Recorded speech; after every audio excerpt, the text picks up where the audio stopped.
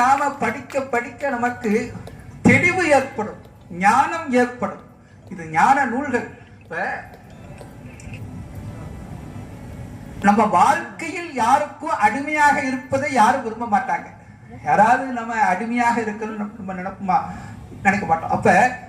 அப்ப சுவாமி சொல்றார், நாமார்க்கும் குடியல்லோம் நமனை அஞ்சோம் நரகத்தில் இடப்படும் நடலை அல்லோம் ஏமாப்போம் பிணி அறிவோம் பணிவோம் அல்லோம் இன்பமே என்னாலும் துன்பமில்லை என்று சொல்கிறார்.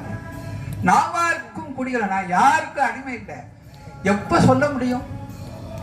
நான் யாருக்கும் இந்த தமிழ்நாட்டில் இருந்துகிட்டு தமிழ்நாட்டு குடிமகன் அப்படின்னு சொல்லிட்டு நான் இந்த சட்டத்திற்கு கட்டுப்பட மாட்டேன்னு சொல்ல முடியுமா?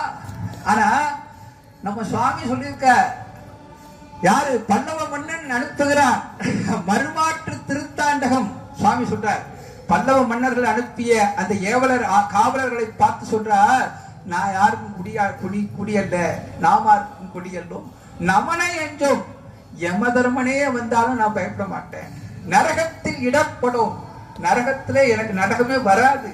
நடலை அல்லோம் ஏமாப்போம் பிணி அறிவோம் பணிவோம் அல்லோம் இன்பமே என்னாலும் துன்பமில்லை.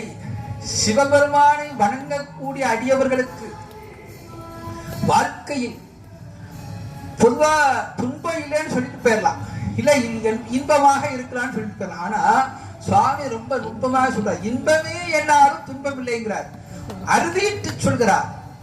உங்களுக்கெல்லாம் நமக்கெல்லாம் சிவபெருமானை வணங்கினால், வழிபாடு செய்தால், திருமுறைகளை படித்தால், நாம திருமுறைகளை படிக்க